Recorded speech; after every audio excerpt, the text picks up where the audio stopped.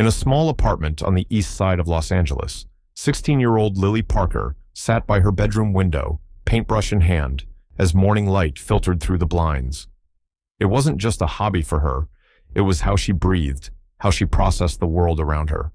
Every stroke on canvas was deliberate, meaningful, as if each painting contained a piece of her soul. Lily had been painting since she could hold a brush. Her mother, a single parent working 2 jobs, had noticed her daughter's extraordinary talent when Lily was just 5 years old. Instead of stick figures, Lily drew detailed faces with expressions that captured genuine emotion. By the time she was 14, her art teacher had called her a prodigy, a word that made Lily uncomfortable, but secretly filled her with pride. Her bedroom walls were a testament to her journey as an artist, covered with landscapes, portraits, and abstract pieces that showed her evolution. Some were inspired by the ocean she loved to visit on rare family outings, others by the faces of strangers she observed in the city.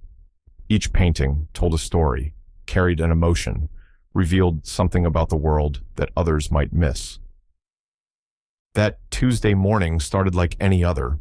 Lily was working on a new piece, a vibrant cityscape with colors that seemed to dance off the canvas.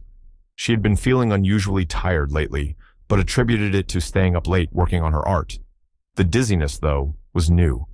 As she reached for another brush, the room began to spin, and the paintbrush clattered to the floor. Her mother found her there, slumped against the wall, surrounded by scattered art supplies. The trip to the emergency room was a blur of concerned faces, sterile corridors, and the beeping of machines. The doctors ordered tests, blood work, scans, all routine, they said, just to be safe. 3 days later, in a small consultation room with faded motivational posters on the walls, Dr. Reyes delivered the news that would change everything. Lily had a rare form of leukemia. The words dropped like stones in a still pond, creating ripples that would touch every aspect of her life. "It's aggressive," the doctor explained gently, "but treatable with the right approach.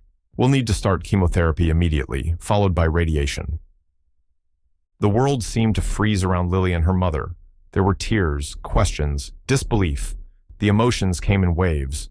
But amid the shock and fear, one practical reality emerged with brutal clarity: the cost of treatment. As they drove home, Lily stared out the window at the city passing by, at people living their normal lives, oblivious to how quickly everything could change. Her mother gripped the steering wheel, knuckles white, as she made mental calculations that never balanced. Their insurance would cover some costs, but not all. Not nearly enough. That night, after her mother thought she was asleep, Lily heard her on the phone, voice breaking as she asked about payment plans, about second mortgages, about any option that could help them afford the treatment that would save her daughter's life. The following weeks were a crash course in medical terminology and financial stress. Words like white blood cell count and out-of-pocket maximum became part of their daily vocabulary. Lily watched her mother's face grow more lined with worry each day, saw how she tried to hide the mounting stack of medical bills that arrived with alarming frequency. The first chemotherapy session was worse than Lily had imagined. The chemicals that were meant to save her life made her violently ill. She lost weight rapidly, and within 2 weeks, her thick brown hair began to fall out in clumps. One evening, she asked her mother to shave it all off. Better to take control of at least this one small thing. Looking at her reflection afterward, Lily barely recognized herself. Pale skin, hollow cheeks, and now completely bald. She touched her bare scalp and fought back tears. Then, doing what she had always done when emotions overwhelmed her, she reached for her sketchbook and began to draw. That night, she created a self-portrait unlike any she had done before. It was raw, unflinching, beautiful in its honesty.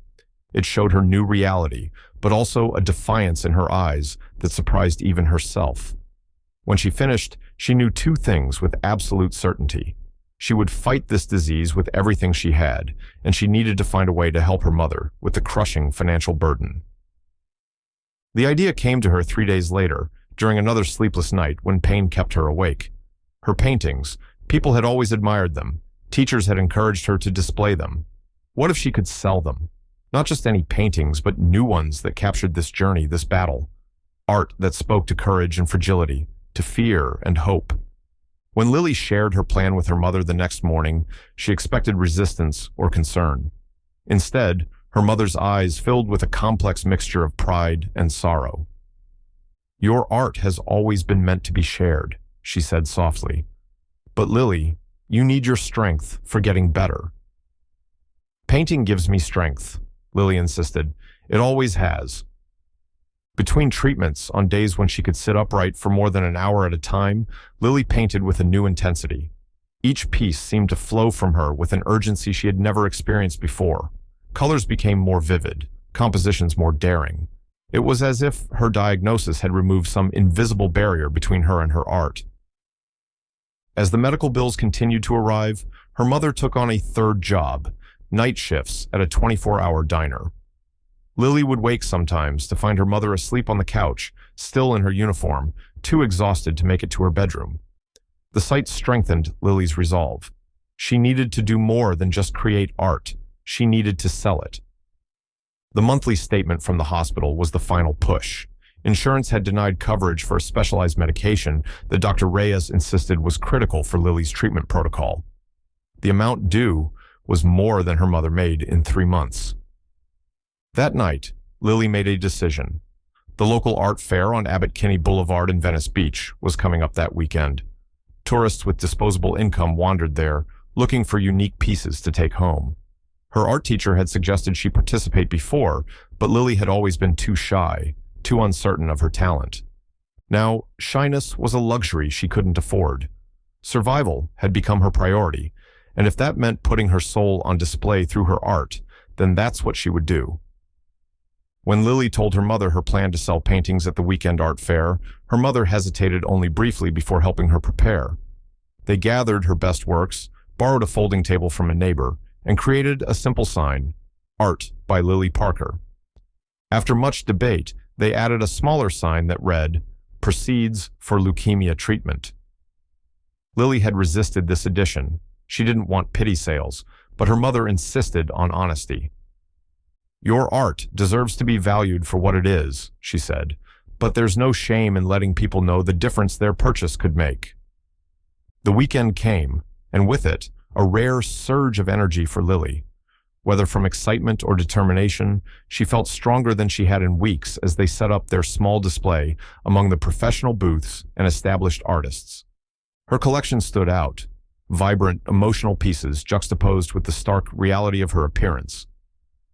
Lily sat beside her artwork, a colorful scarf wrapped around her bare head, her face thin, but her eyes bright with purpose. The first few hours were discouraging. People walked by, some glancing at her work, others deliberately avoiding eye contact when they noticed her frail appearance. By noon, they had sold only one small painting to a kind elderly woman who seemed more motivated by compassion than appreciation for the art itself. Just as Lily's energy began to flag, a middle-aged couple stopped at her table. Unlike the others, they took their time, studying each piece carefully. The woman pointed to Lily's favorite painting, a swirling composition of blues and purples that she had created after her second chemotherapy session. "This is extraordinary," the woman said, not to her husband, but directly to Lily.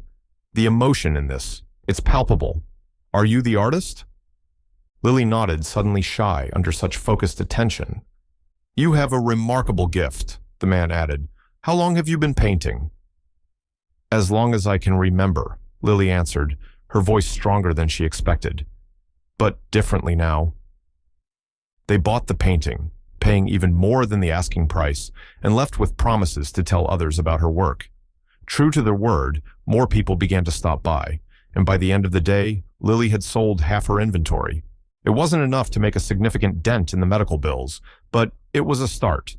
More importantly, it showed Lily that her art could resonate with strangers, could move them enough to open their wallets as well as their hearts.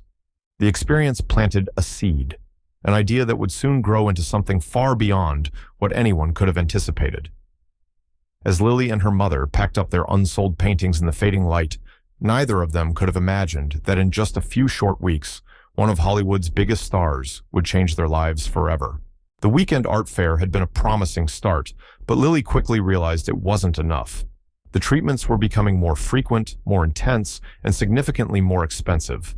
After calculating what she'd earned against what they needed, the math was disheartening. At this rate, it would take months, time that her treatment schedule simply wouldn't allow.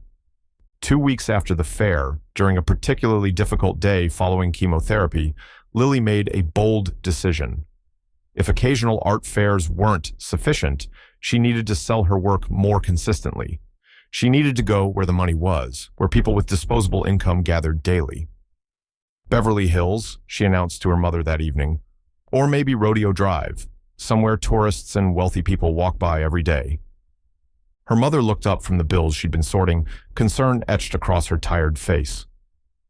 Lily, those areas have strict regulations about street vendors. You need permits, licenses. Then somewhere close by, Lily insisted, her determination unwavering despite the fatigue evident in her thin frame. Somewhere visible, but where they won't immediately shut me down. After researching online, they identified a promising location, a busy corner in West Hollywood, just a few blocks from some high-end boutiques and popular restaurants. It wasn't Rodeo Drive, but it had steady foot traffic of both locals and tourists, and other street vendors had successfully set up there. The next challenge was creating a proper display. The folding table from the art fair wouldn't be enough. It needed to catch the eye, to stand out among the urban landscape. Lily's mother enlisted the help of their neighbor, Mr. Guzman, who worked in construction. Together, they repurposed materials from his workshop to build a collapsible display stand that could showcase multiple paintings at various heights. Lily painted a sign that read, "Lily's Gallery," in flowing script, with smaller text beneath it stating, "Art for Life." She debated whether to explicitly mention her cancer, but ultimately decided on a small, tasteful sign that simply said, "Proceeds fund cancer treatment," without going into details. She didn't want pity. She wanted her art to be valued for its merit. The first day at her sidewalk gallery was a Thursday. Lily's mother had taken a rare day off to help set up and make sure everything went smoothly. The morning was cool by Los Angeles standards, which was a blessing given Lily's sensitivity to heat since beginning treatment. They arrived early, securing their chosen spot before other vendors appeared. As they arranged the paintings, landscapes, portraits, and abstract pieces that chronicled Lily's emotional journey, passers-by began to slow down, curious about the impromptu art display emerging on their regular route. The initial setup took longer than expected, as Lily insisted on perfect placement for each piece, understanding instinctively that presentation could make the difference between a sale and a passing glance. By 10 a.m., Lily's sidewalk gallery was fully assembled. It was modest but striking, a splash of color and emotion against the urban backdrop.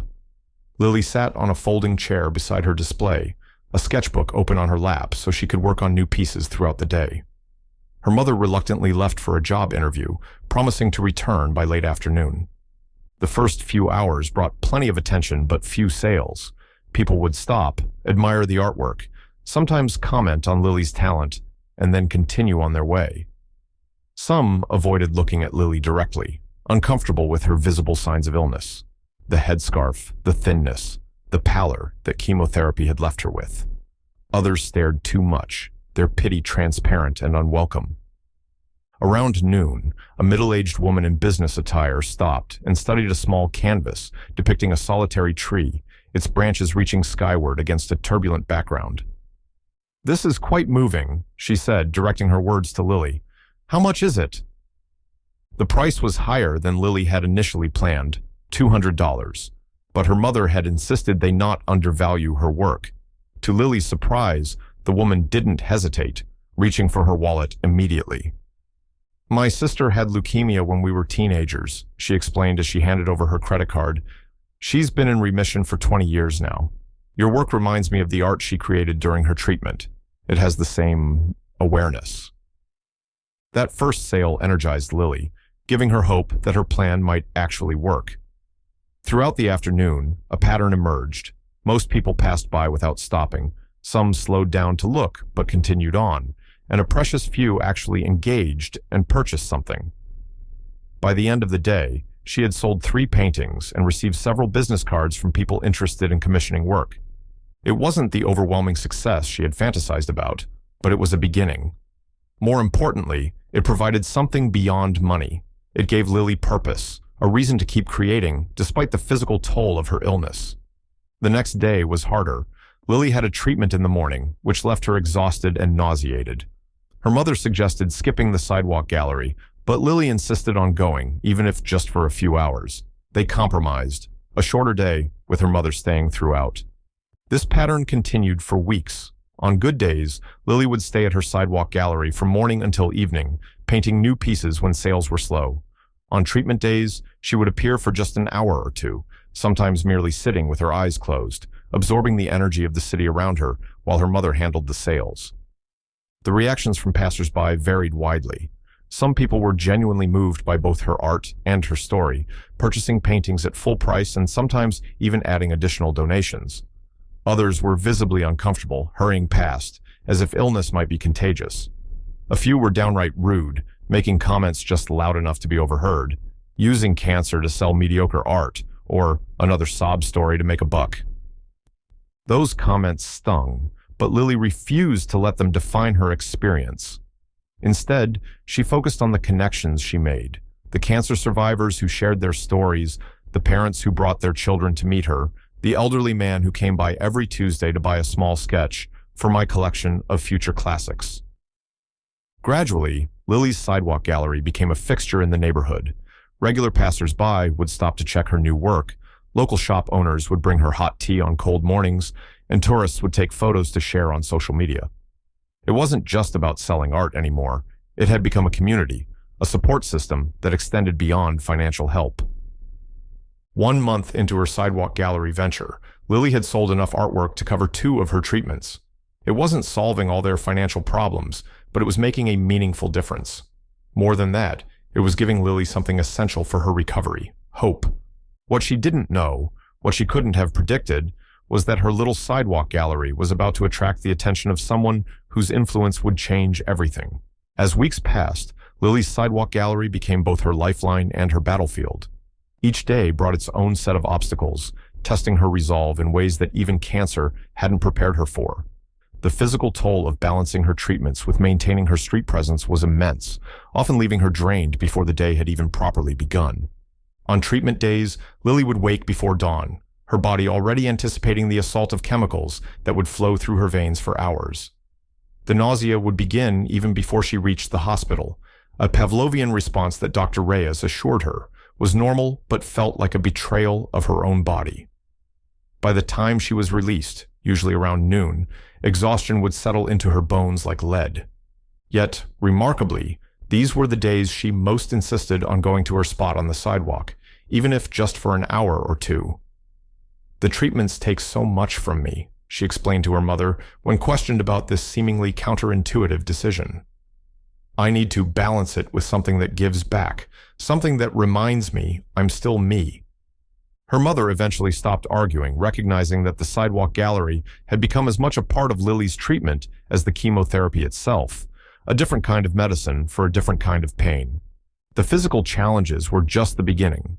Los Angeles weather, typically celebrated for its endless sunshine, became an unexpected adversary. On particularly hot days, the heat would sap what little energy Lily had, forcing her to retreat to the narrow shade of a nearby building. Her mother rigged a small canopy for her, but city ordinances about street vendor structures meant it was constantly at risk of being deemed illegal. When rare rainstorms came, they scrambled to protect the artwork with tarps and plastic sheeting, sometimes losing pieces to unexpected gusts of wind or particularly heavy downpours. Each damaged painting represented not just lost artwork, but lost income, money that would have gone directly to Lily's mounting medical bills. City regulations posed another constant challenge. Though they had researched the location carefully, the rules for street vendors in Los Angeles were complex and sometimes arbitrarily enforced. Twice in the first month, Lily was approached by police officers informing her that she needed to move or risk a fine.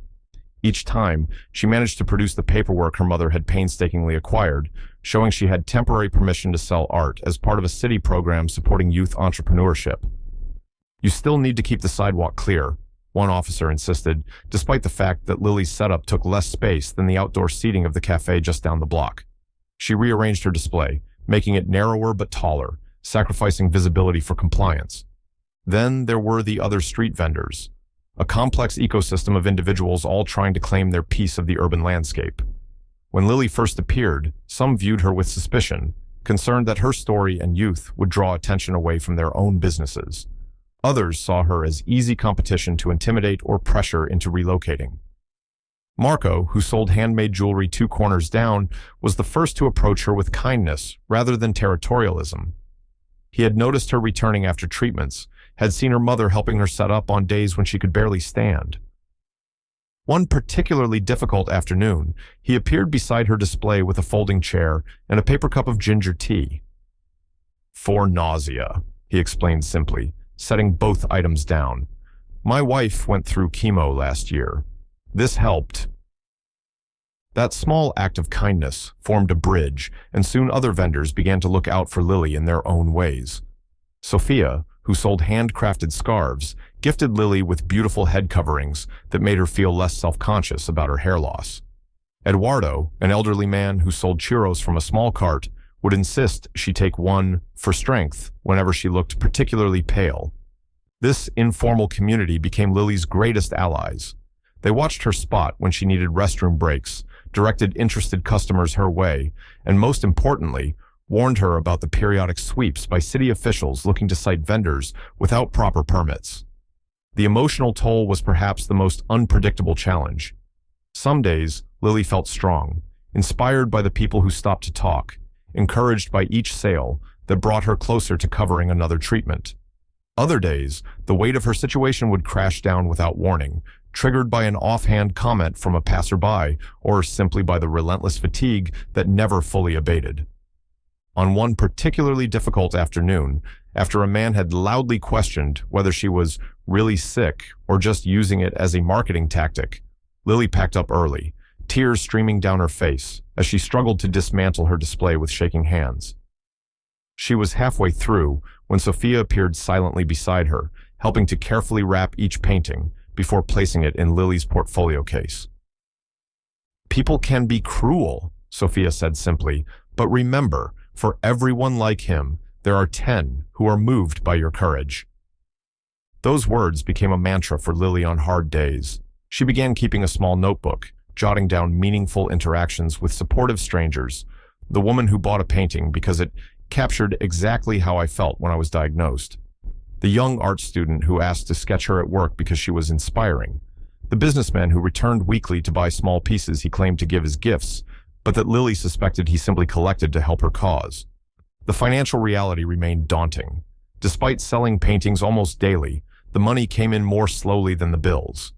Her mother had taken to working nearly around the clock, picking up any shift available at the diner, cleaning houses on weekends, even delivering food through an app during what little free time remained. They had developed a system, a chart on their refrigerator tracking income against medical expenses, with a bold red line marking the minimum they needed to keep Lily's treatment going without interruption. Each sale brought them incrementally closer to that line, but never quite enough to feel secure. Then came the week of the storm. 3 days of unseasonable heavy rain that kept Lily from her sidewalk gallery. Confined to their apartment, she painted frantically, creating new pieces to replace the inventory she'd sold, but the interruption to their income stream was devastating. When the skies finally cleared, she returned to her spot with renewed urgency, staying later than usual despite her fatigue. It was on one of these extended evenings, as the streetlights flickered on and most other vendors were packing up for the day, that Lily's life would take an unexpected turn. She was too focused on securing a painting that kept slipping from its display easel to notice the man who had stopped across the street, watching her with curious interest. By the time she looked up, he was already approaching, his face partially obscured by sunglasses despite the fading light. She didn't recognize him immediately. Exhaustion had dulled her awareness, and famous people weren't uncommon in this part of Los Angeles. It was just another potential customer, she thought, straightening her scarf and preparing her usual greeting. She had no way of knowing that this particular customer would change everything. The evening light was fading over Los Angeles, casting long shadows across Lily's sidewalk gallery. Most vendors had already packed up for the day, their spots vacant along the street. Only the persistent sound of traffic and distant conversations remained as background noise to Lily's quiet concentration as she rearranged her remaining paintings. She hadn't sold much that day, just 2 small watercolors, and the disappointment weighed on her. Tomorrow was another treatment, which meant another bill, another step toward the red line on their refrigerator chart. She considered staying later, hoping for one last customer, though her body protested with the fatigue that had become her constant companion. Across the street, a man stepped out of a sleek black car that had pulled up to the curb. He paused, seemingly focused on something in the distance, then said something to the driver before crossing the street diagonally. He moved with purpose, but without hurry, just another pedestrian among many in this busy part of the city. Had Lily been paying closer attention, she might have noticed how other pedestrians did double takes as he passed, how some nudged their companions or surreptitiously raised phones to capture his image. But her attention was fixed on securing a painting that kept slipping from its easel, a particularly meaningful piece she'd completed during a long hospital stay. The man approached her display quietly, hands in the pockets of his casual jacket, designer sunglasses still on despite the dimming light. He stopped a respectful distance away, taking in the collection of artwork with genuine interest. For several minutes, he simply observed, moving slowly from one painting to another without comment. Lily finally noticed his presence and looked up, prepared to offer her usual greeting. The words caught in her throat as recognition flickered at the edges of her awareness. There was something familiar about the man's profile, his posture, the set of his jaw. She blinked, wondering if fatigue was causing her to imagine things. "These are really impressive," he said, his voice distinctive in a way that sent a jolt of recognition through her. He removed his sunglasses, and Lily found herself looking directly at Tom Cruise, not on a movie screen or a poster, but standing in front of her sidewalk gallery, admiring her work. She opened her mouth, closed it, then managed a quiet, "Thank you," fighting the surreal quality of the moment. If he noticed her stunned reaction, he didn't acknowledge it. Instead, he moved closer to a large canvas depicting a storm-tossed ocean, seen from below the surface. Dark, turbulent waves above, but with rays of light still penetrating the depths. "This one's powerful," he said, studying the details. "The perspective is unusual, looking up from underneath. Most people paint the ocean from above." Lily found her voice, professional instinct overriding her surprise. "I painted that after my third round of chemo. It's how I felt, like I was drowning, but still able to see the light." Tom turned toward her fully then, his expression shifting as he took in not just the artist, but the person, the colorful scarf wrapped around her head, the thinness of her frame, the shadows under her eyes that makeup couldn't fully conceal. His gaze moved to the small sign beside her display, "Proceeds Fund Cancer Treatment." "What kind of cancer?" he asked, the question direct but his tone gentle. "Leukemia. A rare form," Lily answered, surprised by her own candor. She usually avoided discussing details with customers, preferring to let the art speak for itself. He nodded, a flash of something, recognition perhaps, or memory, crossing his features. "My cousin had leukemia when we were kids," he said, the personal revelation offered simply, without the calculated charm of an interview. "Tough battle." "It is," Lily agreed, unsure what else to say. The conversation felt impossibly normal, given who she was talking to. Tom returned his attention to the paintings, moving methodically along her display. He paused at a portrait, a young girl with flowing hair, standing at the edge of an impossibly high cliff, her arms outstretched as if preparing to fly. "Is this you?" he asked. "Before?" Lily nodded. "From memory. I used to have long hair." She touched her scarf self-consciously. "Seems like another lifetime now." A small group of pedestrians had slowed nearby, recognizing the actor despite his casual attire and attempt at anonymity. Some whispered to each other, a few boldly took photos with their phones. Tom seemed practiced at ignoring the attention, keeping his focus entirely on Lily and her art. "How long have you been doing this?" he asked, gesturing to her sidewalk setup. "About 6 weeks," Lily replied. "The medical bills keep coming and our insurance doesn't cover all the treatments I need." He frowned slightly at this, a brief flash of something like anger crossing his features before he controlled it. "Healthcare system's broken," he said, the comment clearly heartfelt despite its brevity. The crowd of onlookers had grown, their presence becoming harder to ignore. Some had phones raised, recording the interaction. Lily felt a flicker of discomfort, not for herself, but for him. This moment being turned into content for social media, a private conversation becoming public property. If Tom was bothered, he didn't show it. Instead, he moved to the largest painting on display, a vibrant cityscape that captured Los Angeles at sunset, the buildings aglow with golden light, streets transformed into rivers of color. It was Lily's most expensive piece, priced at $2,500. "This one," he said decisively, "it's extraordinary." Lily blinked, momentarily speechless. She hadn't sold anything near that price before. Most of her sales were smaller works, ranging from $100 to $500. The cityscape was her showcase piece, one she hadn't truly expected to sell through her sidewalk gallery. It's priced higher than the others," she said hesitantly. "I can see why," he replied, then asked, "Does this cover one treatment?" The directness of the question caught her off guard. "About half of one," she admitted, the reality of medical costs, making even her highest-priced painting seem inadequate. Tom nodded thoughtfully, then reached for his wallet. "I'd like to pay what it's worth, not just what you're asking," he said. Before Lily could process what was happening, he had counted out cash, far more than the listed price, and was holding it out to her. The crowd, now substantial, murmured in collective surprise. That's too much," Lily stammered, seeing more money than she'd made in the past 3 weeks combined. "No," Tom said simply, "it's not. Art is valuable. Your talent is valuable." He glanced at her sign. "And so is your life."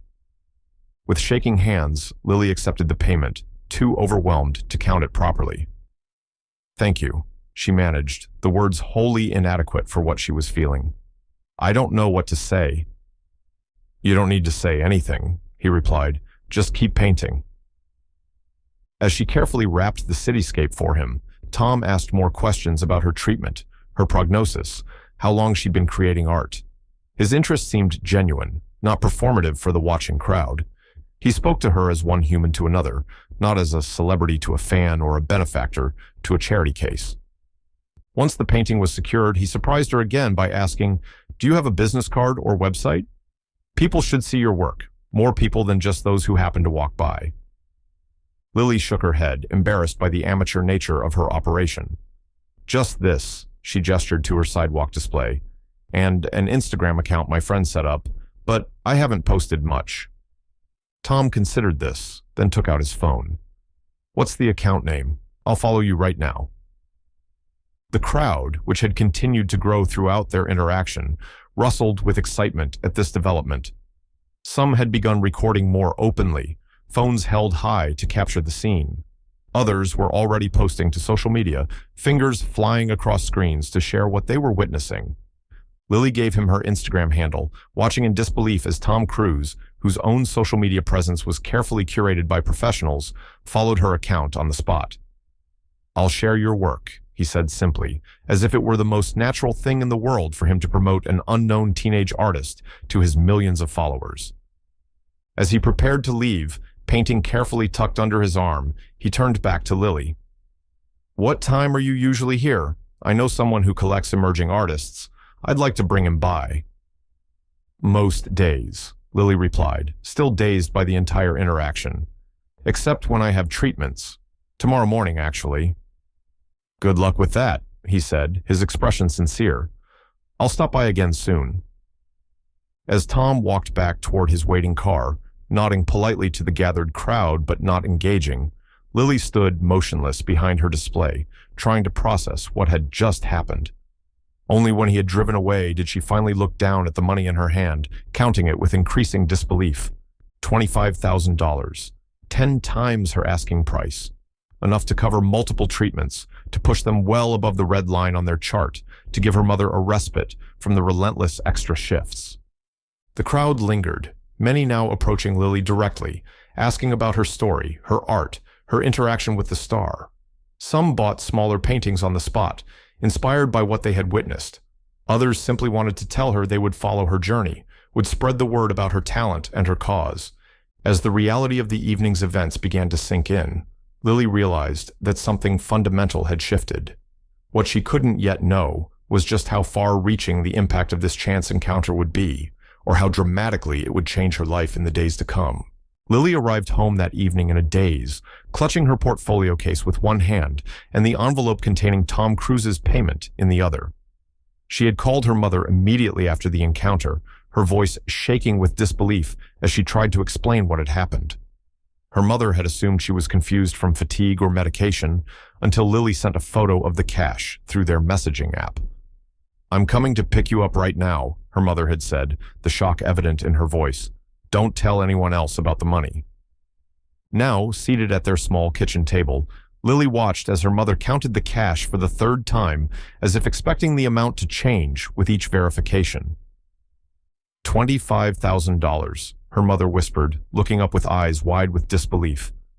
"Lily, this covers almost all your remaining treatments, and he just handed it to you? For one painting?" Lily nodded, still processing the encounter herself. "He said he wanted to pay what it was worth, not just what I was asking." She paused, remembering his expression when he had looked at her sign about cancer treatment. He seemed to really understand. He mentioned his cousin had leukemia when they were kids. Her mother carefully returned the money to the envelope, her hands trembling slightly. "We need to deposit this first thing tomorrow, before your treatment." "He said he might come back," Lily added, the reality of the situation still feeling dreamlike. "He asked what time I'm usually there, said he knows someone who collects emerging artists." "Lily," her mother said gently, reaching across the table to take her daughter's hand.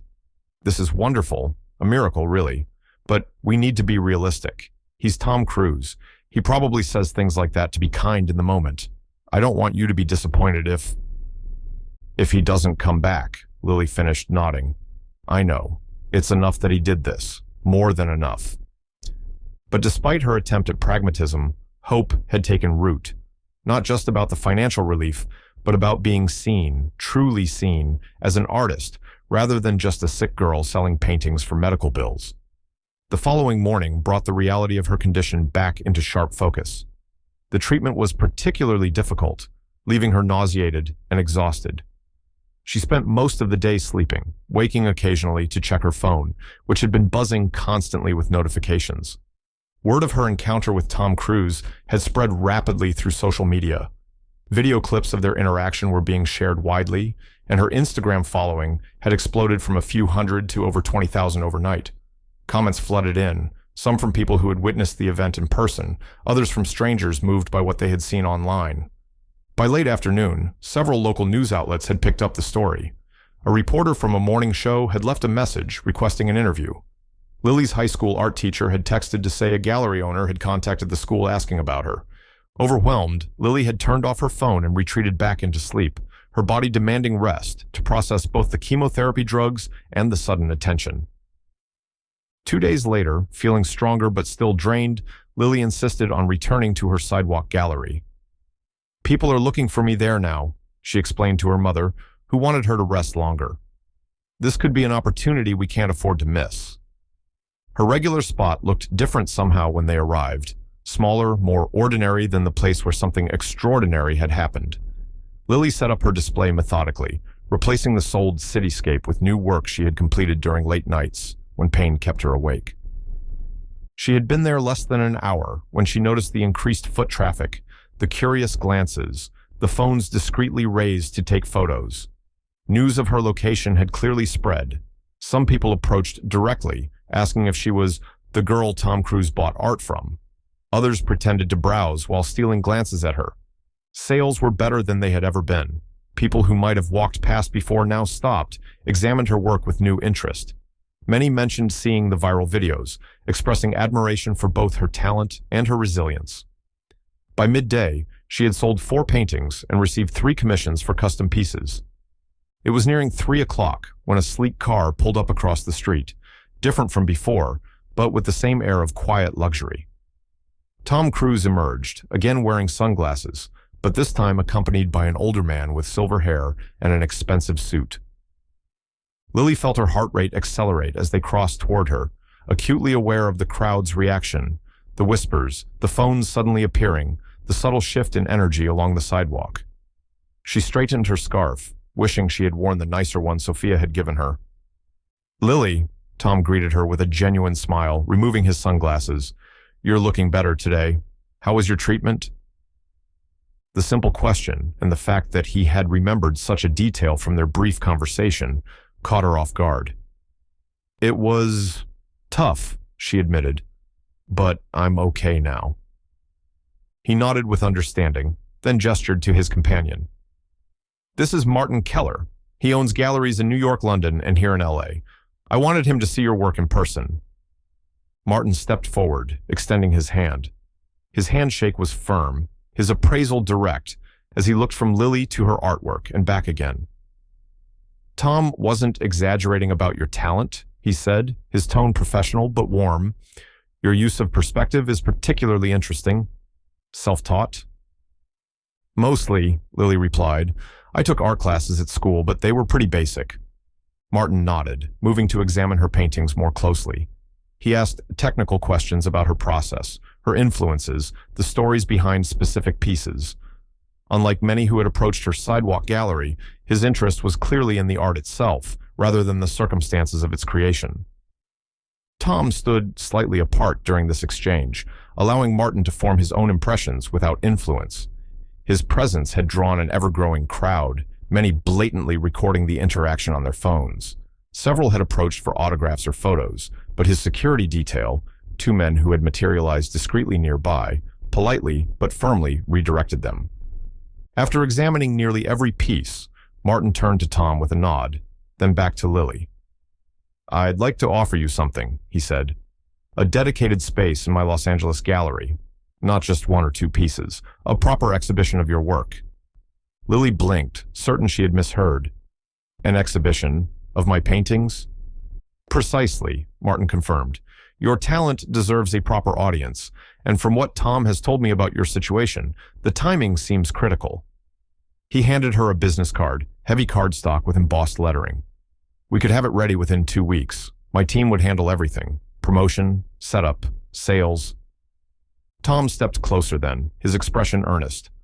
"The paintings would sell for proper gallery prices, Lily. Multiples of what you're asking here, and Martin's collectors are serious about investing in emerging artists." The realization of what this could mean washed over Lily like a wave, not just the financial implications, which were significant, but the validation of her work as something worthy of a gallery. Something valuable not because of her story or because a celebrity had noticed it, but because of its inherent artistic merit. Martin continued, "There's something compelling about your perspective, the way you capture both darkness and light. It resonates, particularly given your personal journey." He gestured to the growing crowd around them. "People are clearly responding to it." "I don't know what to say," Lily managed, overwhelmed by the offer. "This is more than I ever imagined." "Say yes," Tom said simply. "You deserve this chance." A thought occurred to Lily then, a practical concern breaking through her amazement. "But what about my treatments? I can't always predict good days and bad days. I might not be able to—" "You wouldn't need to be present for the entire exhibition," Martin interjected smoothly. "An appearance at the opening would be wonderful, of course, but we can work around your medical schedule." Tom added, "And I've been thinking about your treatment situation. I have some connections at UCLA Medical Center. There's a specialist there, one of the best in the field. I'd like to arrange a consultation for you, if that's okay." Lily felt tears welling in her eyes, the kindness of the offer touching something deep within her. She had become accustomed to fighting, for health, for money to pay bills, for recognition of her art. To have someone step in with not just financial help, but genuine concern for her well-being felt almost foreign.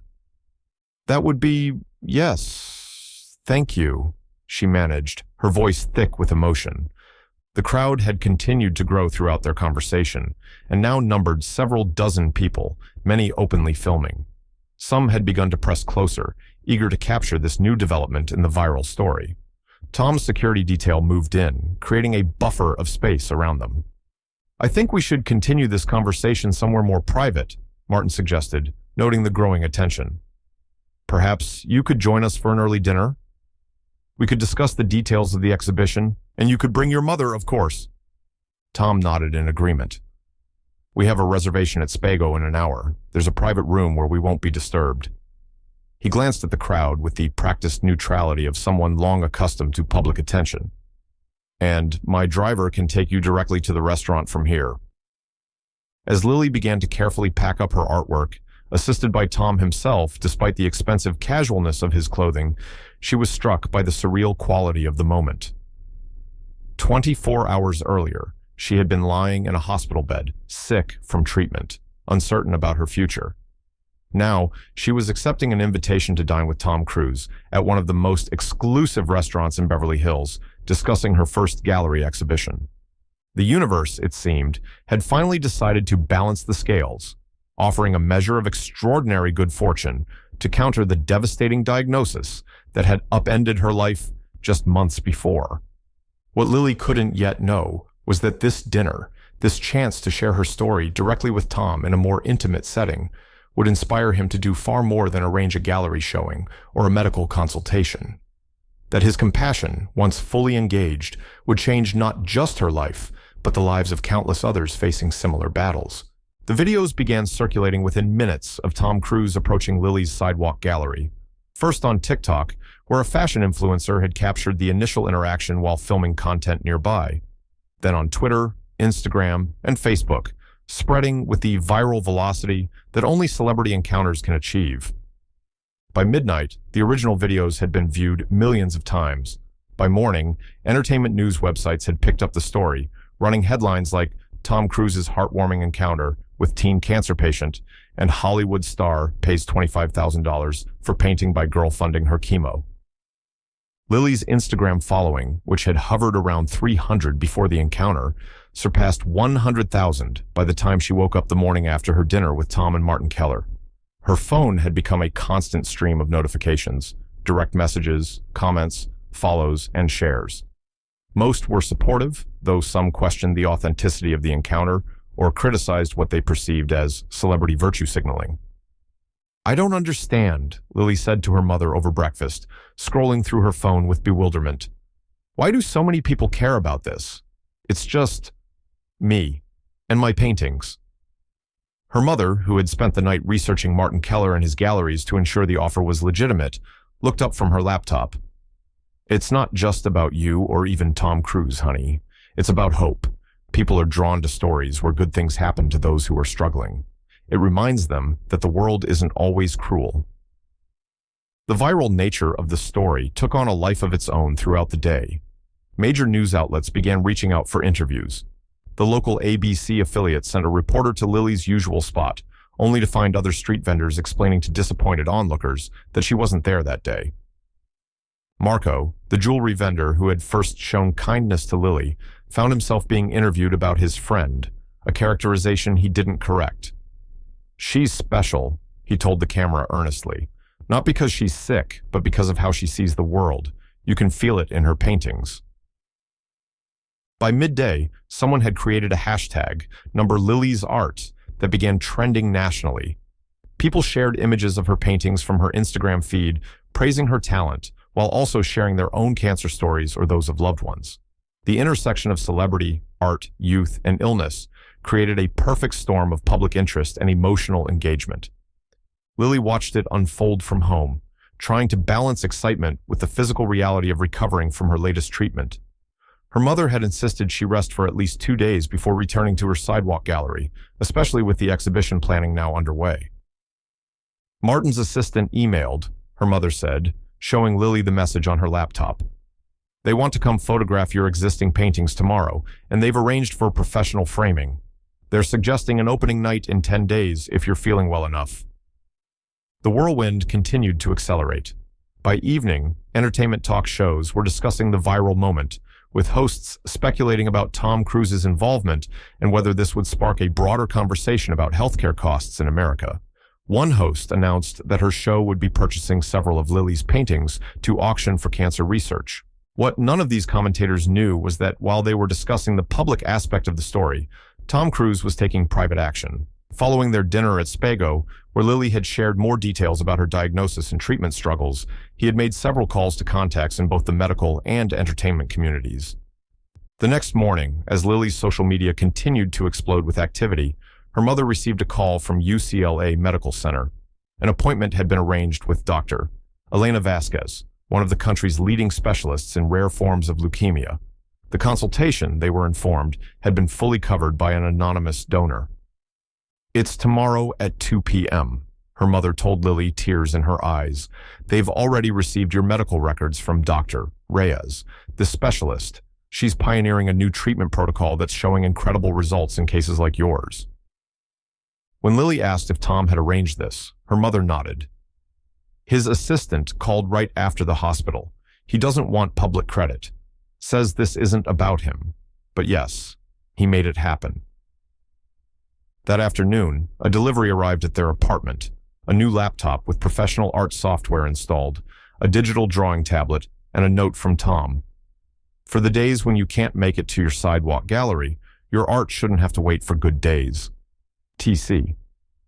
The gesture, thoughtful in its understanding of her situation, moved Lily deeply. Unlike the financial help or medical connections, which were certainly life-changing, this gift acknowledged her identity as an artist first, patient second. It recognized that creating art wasn't just a means to pay for treatment, it was integral to who she was. As Martin Keller's team began the process of preparing her work for the exhibition, cataloging and photographing each piece, Lily experimented with the digital drawing tablet. Though different from her usual methods, she found it liberating to create without the physical demands of setting up materials or cleaning brushes, a particular challenge on days when fatigue made even small tasks difficult. The social media frenzy continued to build as entertainment outlets and morning shows competed for interviews. Lily's mother, protective and cautious by nature, vetted each request carefully before agreeing to a single appearance on a respected morning program, on the condition that it could be filmed at their home and would focus on Lily's art more than her illness or the viral encounter. What none of them anticipated was the effect Lily herself would have when finally given a platform to speak.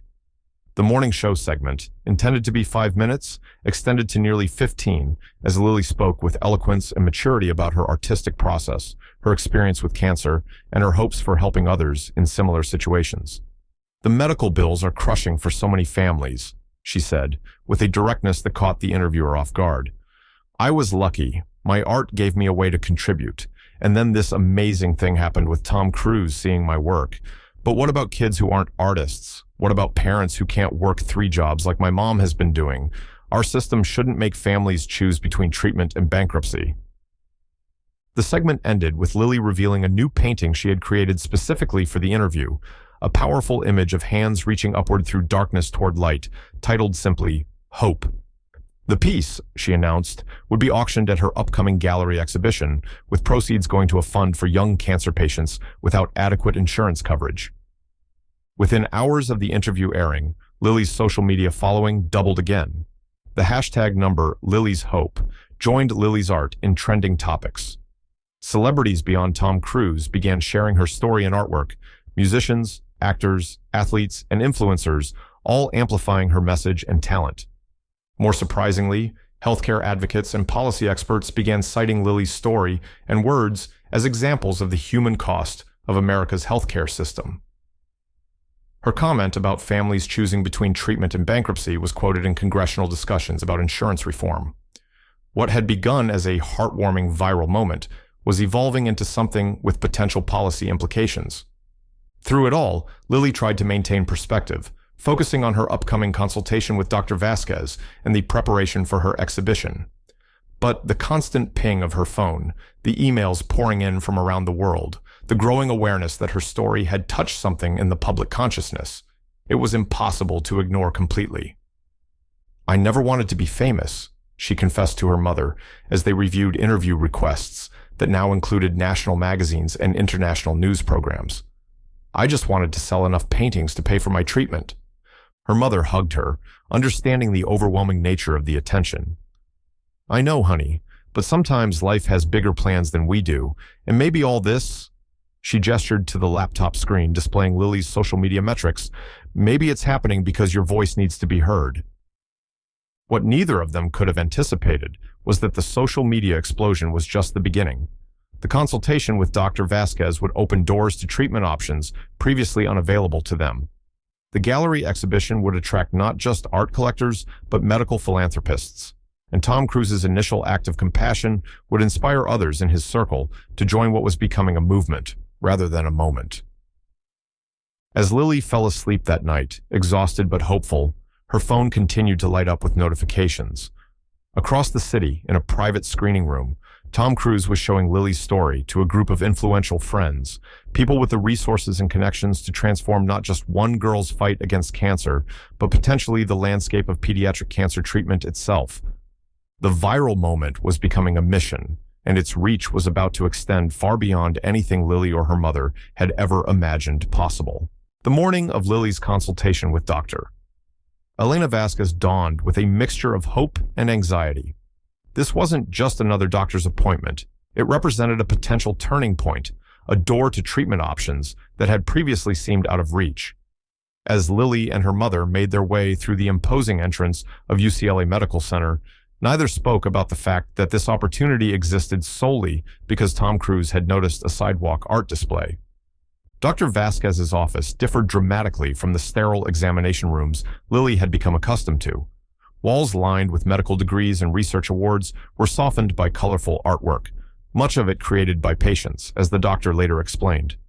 The specialist herself defied stereotypes, warm instead of clinical, taking time to establish a connection before discussing medicine. "I've reviewed your complete file, Doctor," Vasquez began, her tone matter-of-fact but kind. "Your particular variant of leukemia is challenging, but we've been seeing promising results with a new protocol, a combination therapy that targets the specific genetic markers present in your case." Hope flickered in Lily's chest as the doctor continued, explaining the treatment in detail, how it differed from her current regimen, the potential side effects, and most importantly, the significantly higher success rates in similar cases. The only shadow on this ray of light was the unspoken question of cost, which hung in the air until Lily's mother finally voiced it. "This sounds incredible," she said hesitantly, "but our insurance has already denied coverage for several of Lily's current medications. I can't imagine they would cover an experimental protocol." Dr. Vasquez's expression softened. "That's already been addressed. Your case has been accepted into our foundation's compassionate care program. The treatment will be fully covered, including any medications or therapies needed to manage side effects." Lily and her mother exchanged bewildered glances, both thinking the same thing but afraid to assume. Did Tom Cruise arrange this?" Lily finally asked. "Patient confidentiality prevents me from discussing donors," Dr. Vasquez replied diplomatically. "What matters is that you qualify for the program, and we can begin as soon as next week if the initial tests confirm you're a good candidate." They left the consultation with a treatment plan, a schedule of appointments, and a sense of cautious optimism that had been absent for months. In the car, Lily's mother finally gave voice to her suspicions. "That compassionate care program, I researched UCLA Medical Center thoroughly. Their foundation prioritizes cases with research potential or where the patient has financial need but promising outcomes.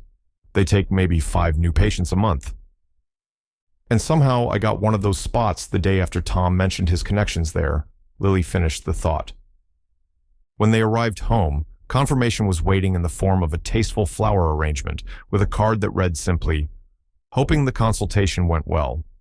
My assistant will be in touch to see if you need anything for your new treatment journey. TC."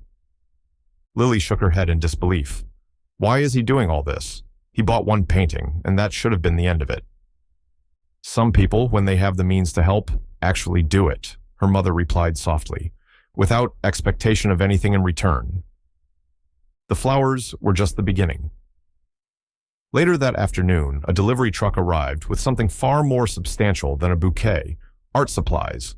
Not just any supplies, but professional-grade paints, brushes, easels, and canvases, along with studio lighting and a portable display system far superior to the makeshift setup Lily had been using on the sidewalk. The delivery came with another note: "For your continued creativity during treatment, Art Heals, TC." The gift was thoughtful, not just in its generosity, but in its specificity. These weren't random art supplies, but carefully selected items that showed an understanding of Lily's particular needs and process, the exact types of brushes she favored, paints in the palettes she used most frequently, canvases in the dimensions she preferred. Someone had paid attention to the details of her work. Before Lily could fully process this delivery, her phone rang with an unfamiliar number. It was Martin Keller's assistant, calling not about the exhibition preparations, but with unexpected news. "Mr. Keller wanted me to inform you that your exhibition has been moved to the main gallery space," the assistant explained. "It was originally scheduled for our Emerging Artists Annex, but given the interest, we've relocated to our primary exhibition hall." "Interest?" Lily repeated, confused. The exhibition wasn't scheduled to open for another week, and while her social media following had exploded, she hadn't expected that to translate to gallery attendance. "We've received calls from collectors across the country," the assistant continued. "Several have already made offers to purchase pieces sight unseen, based solely on the images we've cataloged. And—" There was a pause, as if the assistant was checking notes or choosing words carefully. "We've had inquiries from several celebrities who plan to attend the opening." When pressed for names, the assistant mentioned a few: actors, musicians, and directors, many of whom were known to be in Tom Cruise's circle of friends and colleagues. The implication was clear. Tom wasn't just helping Lily personally, he was mobilizing his considerable network on her behalf. The exhibition space upgrade was significant in more ways than just prestige. The main gallery at Keller Fine Arts was substantially larger, allowing for more of Lily's work to be displayed. It also commanded higher price points. Martin's email noted that they would be adjusting the pricing of her pieces upward to reflect their placement in the premier space, which would dramatically increase her potential earnings from sales. As overwhelming as these developments were, they paled in comparison to what happened the following day. Lily had just returned from a pre-treatment blood draw when her mother received a call from their insurance company. The representative was calling to inform them that their policy limitations had been re-evaluated and that Lily's case had been approved for expanded coverage, including several previously denied medications. "There must be some mistake," her mother said, voice trembling. "We've been fighting this denial for months." "No mistake, Ms. Parker," the representative assured her. "The review was conducted at the executive level. I don't have all the details, but I was instructed to inform you that coverage will be retroactive to include previously denied claims." After the call ended, Lily's mother sat in stunned silence before finally speaking. "That doesn't just happen. Insurance companies don't suddenly reverse decisions because they had a change of heart." The answer came later that evening in the form of an email from Tom's assistant. "Tom asked me to check if there's been any update from your insurance company. He had his legal team review your policy, and they identified several coverage denials that appeared to contradict both the policy terms and state regulations. They brought these to the attention of the company's leadership." The message was carefully worded, making no direct claim that Tom or his team had pressured the insurance company, but the timing and the reference to leadership made it clear that influence had been exerted at the highest levels. What became apparent in the days that followed was that Tom Cruise wasn't acting alone in his efforts to help Lily. His initial interest and compassion had sparked a wave of support from others in his circle. A prominent film producer offered to create a short documentary about young artists facing medical challenges, with Lily as the central figure. A musician who had seen her story offered to perform at the gallery opening to draw additional attention and attendance. Most significantly, Tom had introduced Lily's case to a philanthropist friend who ran a foundation focused on medical research and treatment access. This connection led to an invitation for Lily to become an ambassador for the foundation, sharing her story and artwork to raise awareness about the financial barriers many young patients face. 1 week before the gallery opening, as Lily prepared for her first treatment under Dr. Vasquez's new protocol, a package arrived from Tom's production company. Inside was a professional camera and video equipment, along with a letter explaining that they wanted to help Lily document her journey, both her medical treatment and her artistic process, for the upcoming documentary. The letter emphasized that she would have full creative control over what was shared and how her story was presented. "This isn't just about helping one person," the letter concluded. "Your talent and your voice have the power to create change for many others in similar situations. We want to amplify that voice, but only in ways you're comfortable with." The realization that her experience might help others facing similar battles gave Lily's struggle new meaning. What had begun as a desperate effort to pay for her own treatment had evolved into something with potential impact far beyond her individual case. The attention, the support, the opportunities now opening before her, all stemmed from that chance encounter on a sidewalk when a global celebrity had paused to truly see a young artist's work. As Lily sat in the treatment chair at UCLA Medical Center, receiving the first infusion of Dr. Vasquez's protocol, she sketched ideas for new paintings that captured this journey, not just the darkness of illness, but the unexpected light that had found its way through the cracks of her broken plans. The universe, it seemed, had conspired to transform her struggle into something with purpose, beyond mere survival. What she didn't yet know was that the coming gallery exhibition would exceed even the most optimistic expectations, bringing opportunities and connections that would further expand the impact of her story and art. The ripple effect of Tom Cruise's initial act of kindness was still spreading outward, touching lives far beyond Lily's own. Dr. Elena Vasquez's treatment protocol began with 3 days of intensive preparatory medications, designed, she explained, to optimize Lily's system for the targeted therapy that would follow. Unlike the standard chemotherapy that had left Lily debilitated after each session, this approach was more nuanced, focusing on her specific genetic markers and cancer cell characteristics. Think of traditional chemotherapy as carpet bombing, Dr. Vasquez had explained during their consultation. It destroys cancer cells, yes, but also damages healthy tissue in the process. This protocol is more like precision-guided missiles, specifically targeting what makes your cancer cells unique. The first week brought side effects, but they were different from what Lily had experienced before. Instead of the devastating nausea and weakness that had previously kept her bedridden for days, she felt a persistent but manageable fatigue, occasional headaches, and joint pain that responded well to the supportive medications Dr. Vasquez had prescribed. Most significantly, Lily found herself able to continue creating art almost immediately after treatments. Where before she had lost days to recovery, now she could at least sketch ideas or work digitally using the tablet Tom had gifted her. This continuity in her creative process helped maintain her emotional resilience, giving her a sense of identity beyond cancer patient. 2 weeks into the new protocol, Lily sat in Dr. Vasquez's office, reviewing her first set of comprehensive blood tests since beginning treatment. The doctor's typically composed expression gave way to a cautious smile as she explained the results. "Your white blood cell counts are normalizing faster than we anticipated," she said, turning her computer screen so Lily and her mother could see the comparison charts. "And the peripheral blast percentage, essentially the measurement of leukemia cells circulating in your bloodstream, has decreased by nearly 30%. Lily's mother leaned forward, hope evident in her voice.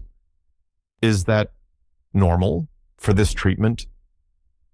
"It's better than normal, doctor," Vasquez replied. "Patients typically show a 10 to 15% reduction at this stage. Lily's response is exceptional." The doctor was careful to temper their excitement with medical reality. This was just the beginning of a long process, and sustained response would be key. But the promising initial results warranted adjusting the treatment plan to capitalize on Lily's strong response. "There's another component to this protocol," Dr. Vasquez explained. "An immunotherapy that's still in late-stage clinical trials. Given how well you're responding to the first phase, I'd like to add this second element earlier than we typically would."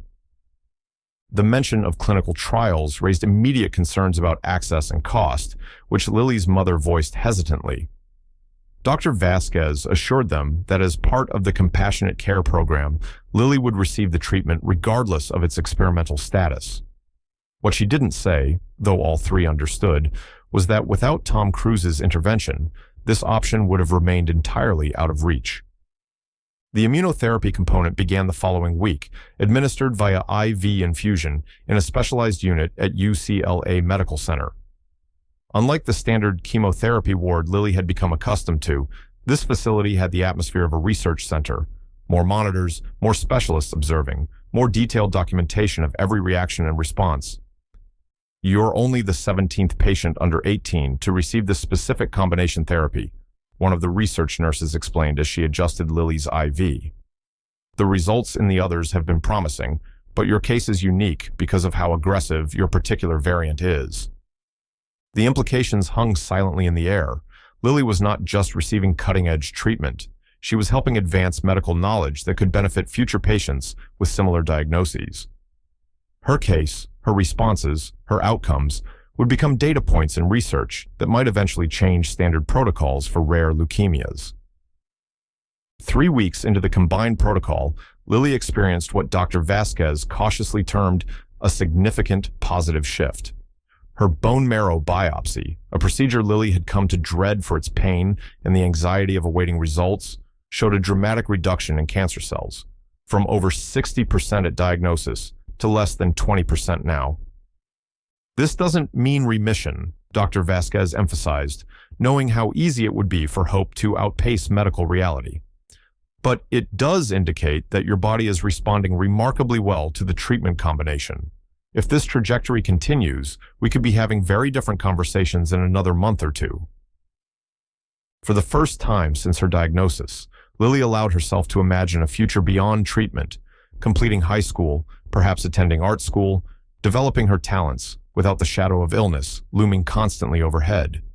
These tentative hopes found expression in her artwork, which began to incorporate more light, more horizon lines, more suggestions of distance and possibility. The promising medical developments coincided with preparations for her gallery exhibition, creating a whirlwind of activity that left little time for dwelling on anxiety or discomfort. Martin Keller's team had selected 30 of Lily's pieces for display, professionally framed, and arranged to tell a visual story of her journey. The exhibition catalog, a glossy publication that seemed surreal to Lily when she first held it, included an introduction by a prominent art critic who described her work as transcending its circumstances to achieve a universal emotional resonance. 1 week before the exhibition opening, during a routine checkup, Dr. Vasquez shared news that neither Lily nor her mother had dared to hope for so soon. "Your peripheral blood work shows no detectable leukemia cells," the doctor said, her professional demeanor giving way to genuine excitement. "And while we'll need another bone marrow biopsy to confirm, all indicators suggest you're approaching what we call minimal residual disease. Essentially, the cancer is still present, but at levels so low they're difficult to detect with standard methods." Lily's mother began to cry, silent tears tracking down her face as she reached for her daughter's hand. "What does this mean for her treatment going forward?" she asked, voice unsteady. "We'll continue the current protocol for the full planned course, Doctor," Vasquez explained. "But if these results hold, we might begin discussing maintenance therapy rather than aggressive treatment by the end of the next cycle." For Lily, the medical terminology and future plans momentarily faded into background noise as a simpler, more profound realization took hold. She was getting better, not just managing symptoms, not just slowing progression, but actually moving toward health. The darkness that had enveloped her future since diagnosis was yielding to light, revealing possibilities she had forced herself not to contemplate. That evening, she called Tom Cruise's personal assistant, whom she had been instructed to contact with any significant updates or needs. Within an hour, Tom himself called back. "Your doctor contacted mine about an hour ago," he said, when Lily expressed surprise at his direct call. "Elena, Dr. Vasquez, she's cautiously ecstatic about your progress. Says you're responding better than any patient she's seen with this protocol." The genuine joy in his voice struck Lily anew. This wasn't performative concern or celebrity philanthropy as image management. His interest in her recovery seemed deeply personal, a connection formed in that sidewalk moment and strengthened through each subsequent interaction. "I don't know how to thank you," Lily said, the words inadequate but sincere. "Without your help, I wouldn't have had access to Dr. Vasquez or this treatment. My mom and I calculated it. We'd still be about 8 paintings away from affording just 1 round of my previous treatment." "Don't thank me," Tom replied. "Your talent, your courage, those are yours. I just helped connect you with resources you should have had access to regardless. The healthcare system shouldn't make someone sell their art on the sidewalk to afford life-saving treatment." His comment echoed Lily's own growing awareness of the systemic issues her experience had highlighted, how access to cutting-edge care often depended on connections, resources, or simple luck, rather than medical need. How her situation, now improving dramatically, represented thousands of similar cases without happy interventions. "I want to do something about that," she said, the idea forming as she spoke. Use what's happened to me, the attention it's gotten, to help change things for others. That's exactly what I was hoping you'd say, Tom replied, and she could hear the smile in his voice. Because I've been talking to some people who are in positions to make real changes in how pediatric cancer care is funded and accessed. They're interested in making you the face of a new initiative. We can discuss it after your exhibition opening, if you're feeling up to it. The conversation ended with promises to talk more at the gallery event, but its impact lingered long after Lily set down her phone. The medical breakthrough, her body's remarkable response to treatment that would have remained out of reach without intervention, had implications beyond her individual recovery. It represented both privilege and possibility, the privilege of access granted through celebrity connection and the possibility of extending that access to others without such fortune. As she prepared for sleep that night, Lily felt a sense of purpose crystallizing alongside her improving health. The sidewalk gallery had begun as a desperate measure to fund her treatment. Now, perhaps, her art and her story could help change the system that had made such desperation necessary.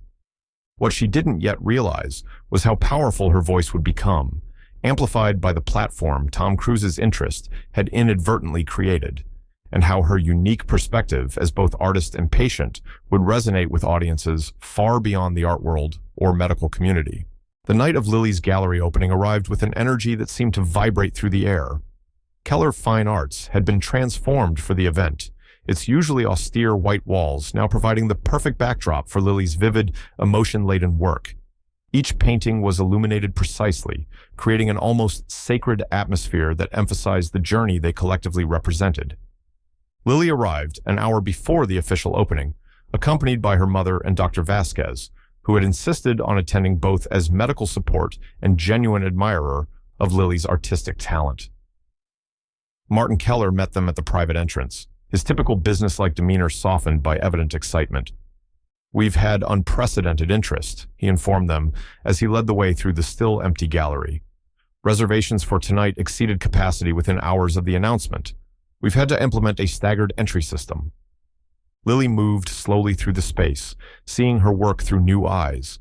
These paintings, created on her bedroom floor, in hospital waiting rooms, during sleepless nights of pain, now hung in one of Los Angeles' most prestigious galleries.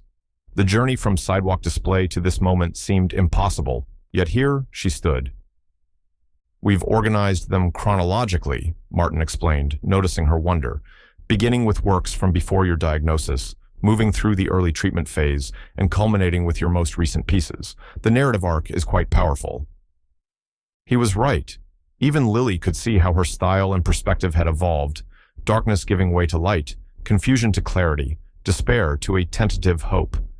The exhibition told her story more eloquently than words ever could.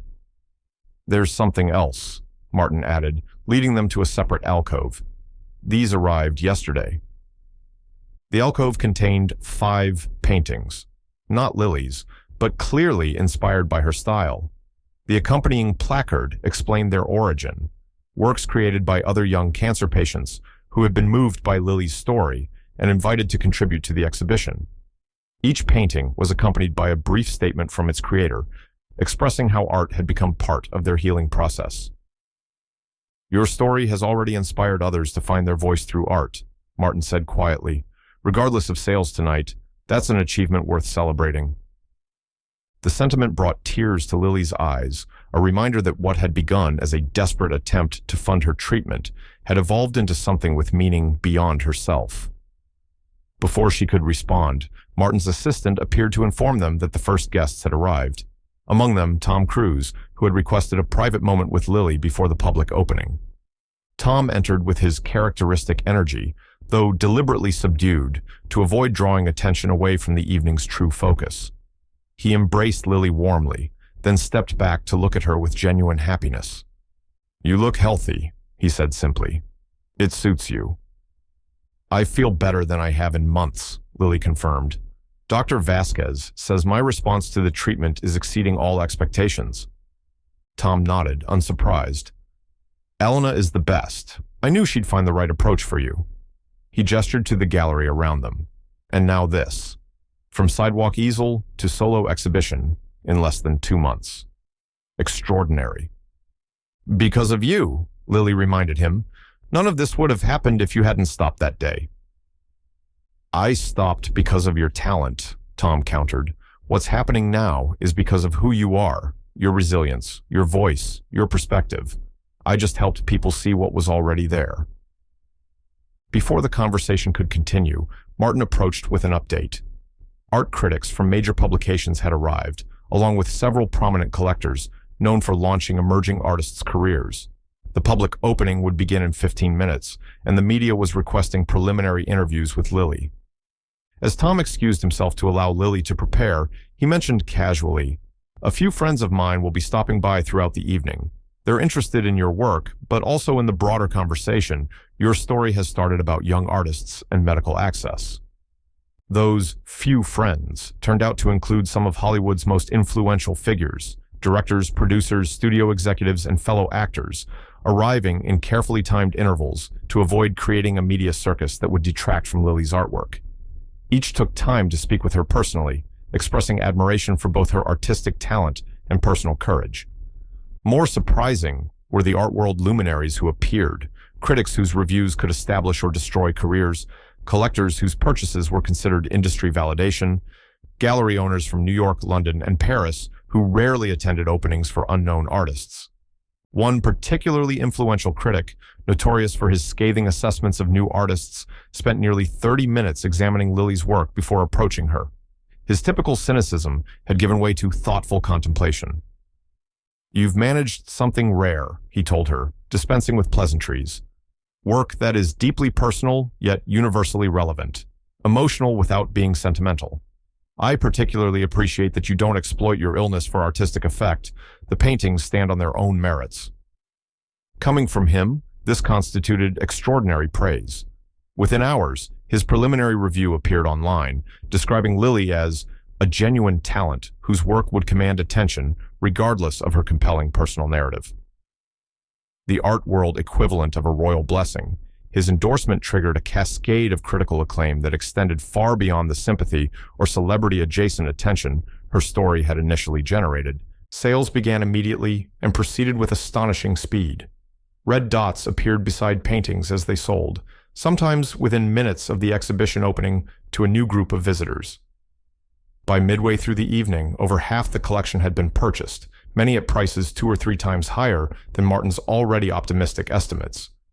A Hollywood director known for his visual artistry purchased the centerpiece of the exhibition, Lily's largest work, depicting the moment of her diagnosis as a thunderstorm breaking over a fragile landscape. A renowned musician bought a series of 3 smaller pieces, representing different phases of treatment. A tech billionaire's representative approached with interest in acquiring any unsold works at the conclusion of the exhibition's run. The financial implications were staggering. In a single evening, Lily's art had generated more than enough to cover her entire treatment protocol, including the experimental components not covered by insurance. But more meaningful to her was the artistic validation, the recognition that her work held value beyond its connection to her illness or Tom Cruise's interest.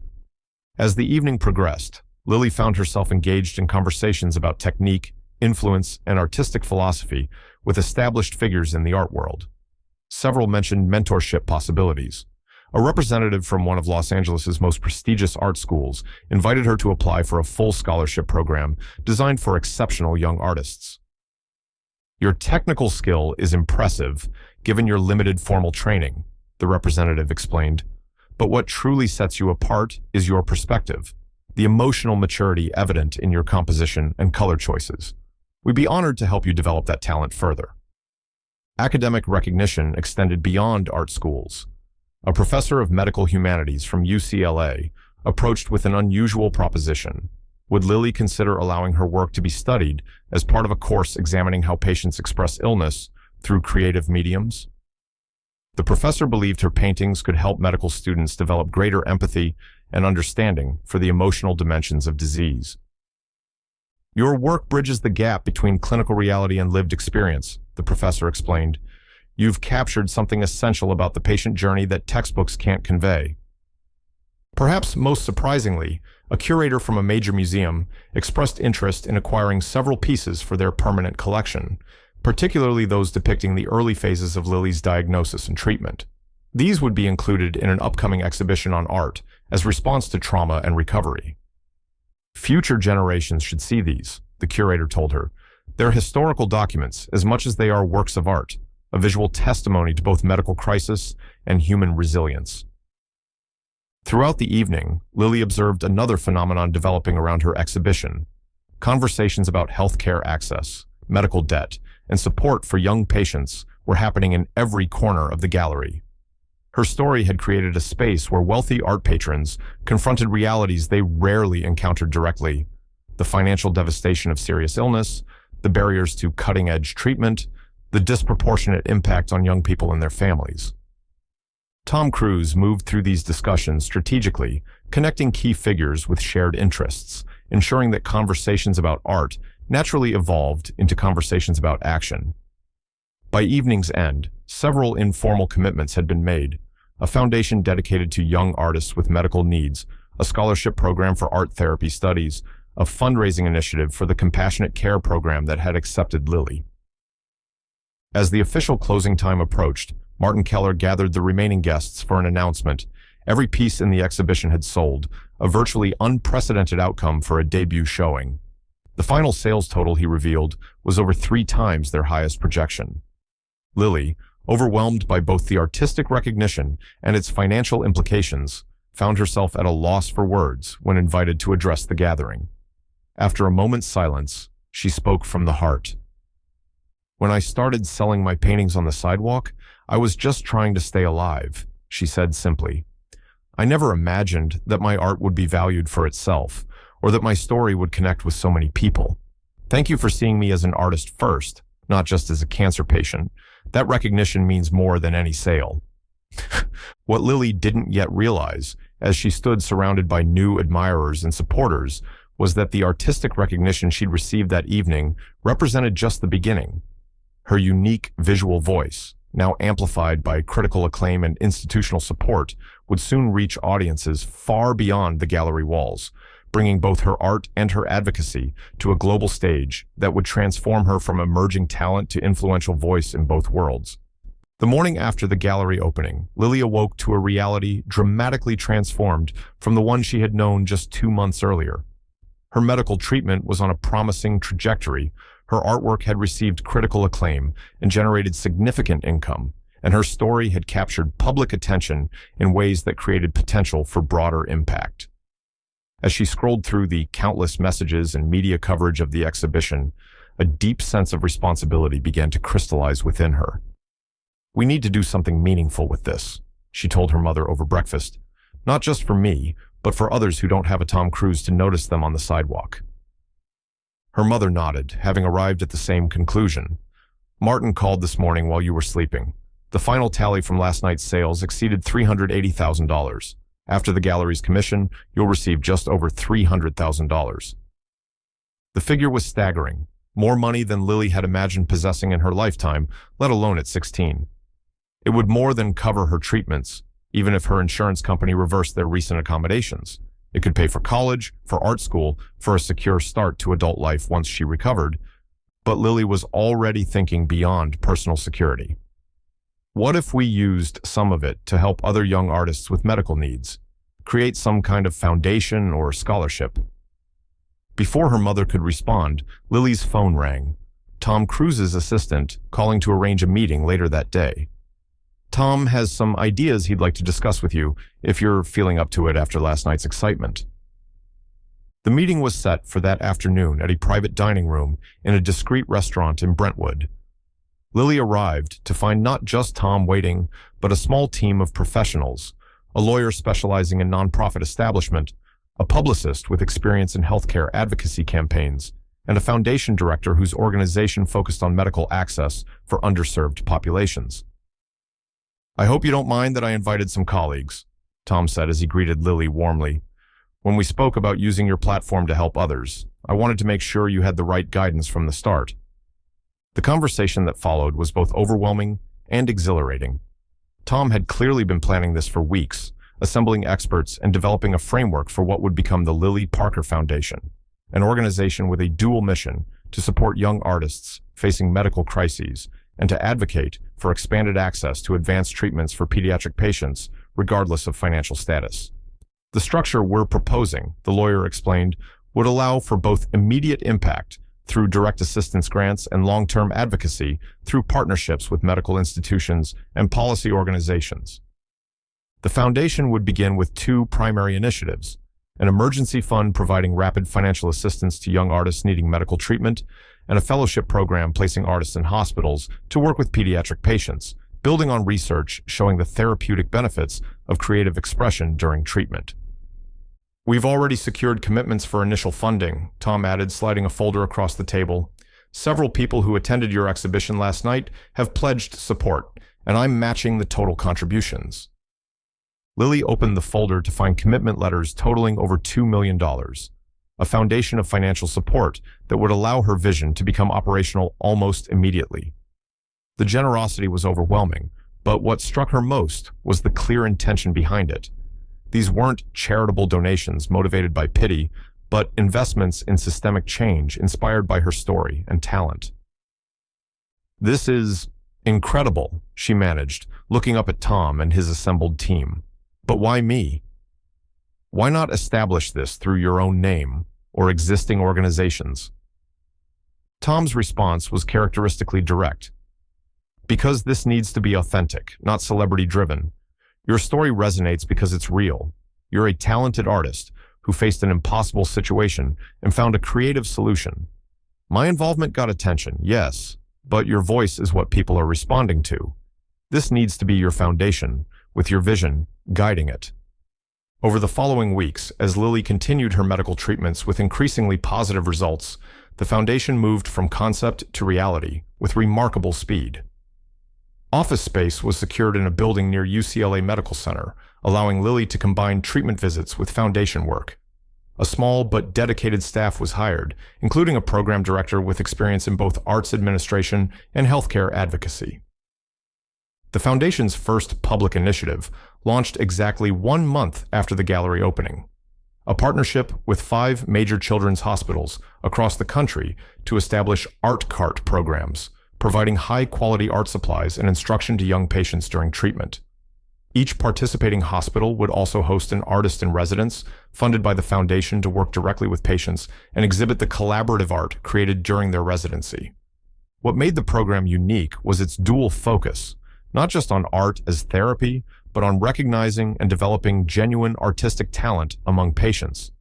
Each hospital would identify young artists showing exceptional promise, who would then receive mentorship, supplies, and exhibition opportunities through the foundation. "We're not just giving kids crayons to distract them during chemo," Lily explained in her first major interview about the foundation. "We're identifying young artists who happen to be patients and ensuring their medical circumstances don't prevent them from developing their talents."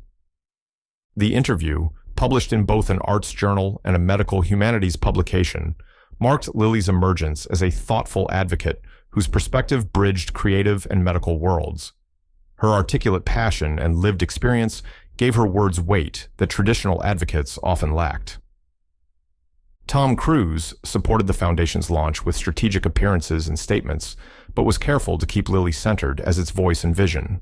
His celebrity brought valuable attention without overshadowing the substance of the work. Behind the scenes, however, his influence opened doors that would typically remain closed to a startup nonprofit, particularly one led by a teenager. Perhaps most significantly, Tom arranged a meeting between Lily and several key congressional staffers working on healthcare policy. What was scheduled as a brief photo opportunity evolved into a substantive 2-hour discussion about insurance coverage for advanced treatments, age-based barriers in clinical trial access, and the financial toxicity of pediatric cancer care. "You have a unique ability to personalize these issues without sentimentalizing them," one senior policy advisor told Lily afterward. "That's rare and valuable in advocacy work." The foundation's impact expanded rapidly as other celebrities, inspired by Tom's example and moved by Lily's story, began to lend their support. A Grammy-winning musician, whose niece had battled childhood leukemia, offered to perform at a fundraising event. An acclaimed director proposed a documentary series following young artists supported by the foundation through their medical and creative journeys. a fashion designer, created a limited edition scarf collection inspired by Lily's paintings, with proceeds benefiting the foundation's Emergency Assistance Fund. 3 months after its launch, the Lily Parker Foundation announced its first major achievement, a partnership with a pharmaceutical company to expand their compassionate use program for pediatric patients, creating 50 new slots annually for children with rare or treatment-resistant cancers to access experimental medications at no cost. The program would explicitly include young patients without insurance or with inadequate coverage, precisely the population most frequently excluded from advanced treatment options. The announcement received national news coverage, with Lily speaking alongside medical experts and patient advocates at a press conference held at UCLA Medical Center.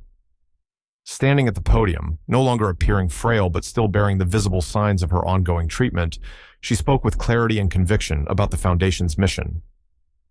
"When I was selling my paintings on the sidewalk, I was fighting for my own survival," she told the assembled journalists and supporters. "Now, thanks to extraordinary good fortune and generosity, I'm in a position to fight for others. No child's life should depend on chance encounters or viral moments. Access to life-saving treatment should be a right, not a privilege."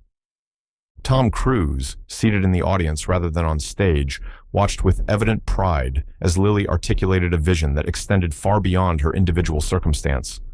The foundation that bore her name was rapidly becoming a respected voice in conversations about both arts access and healthcare policy, a unique position that allowed it to build bridges between communities that rarely collaborated effectively. As the press conference concluded and supporters gathered to congratulate Lily, Tom approached with a young boy and his mother, a 12-year-old artist recently diagnosed with the same rare form of leukemia Lily had battled, whose family had reached out to Tom directly after seeing Lily's story.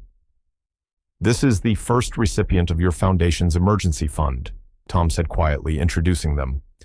"His treatments begin next week with Dr. Vasquez." In that moment, watching the boy's anxious expression give way to hope as he met someone who understood his dual identity as both artist and patient, Lily fully grasped the meaning of paying forward the extraordinary help she had received. The circle had completed itself, from sidewalk desperation to systematic support, from individual miracle to structural change. What began with a painting noticed by a passing celebrity was evolving into a movement that would outlast her own recovery and impact lives she would never meet. And this, Lily realized, was perhaps the most meaningful masterpiece she would ever create. 6 months after beginning Dr. Vasquez's specialized treatment protocol, Lily sat in the oncologist's office, awaiting the results of her latest bone marrow biopsy. This particular appointment felt different. There was a tentative energy in the room, a careful optimism that neither Lily nor her mother had allowed themselves to fully embrace until now. Dr. Vasquez entered with a tablet in hand, her typically composed expression softened by what appeared to be carefully restrained excitement.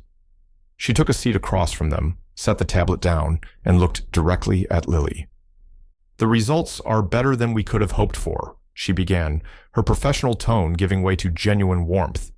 "Your bone marrow shows no detectable cancer cells. Blood work is completely normal. All markers we monitor are within optimal ranges." Lily's mother reached for her hand, gripping it tightly as Dr. Vasquez continued. "Technically, this qualifies as complete remission," the doctor explained. "However, with your particular variant of leukemia, we'll need to continue maintenance therapy for at least another year to ensure any microscopic disease that might remain is fully eradicated. Complete remission."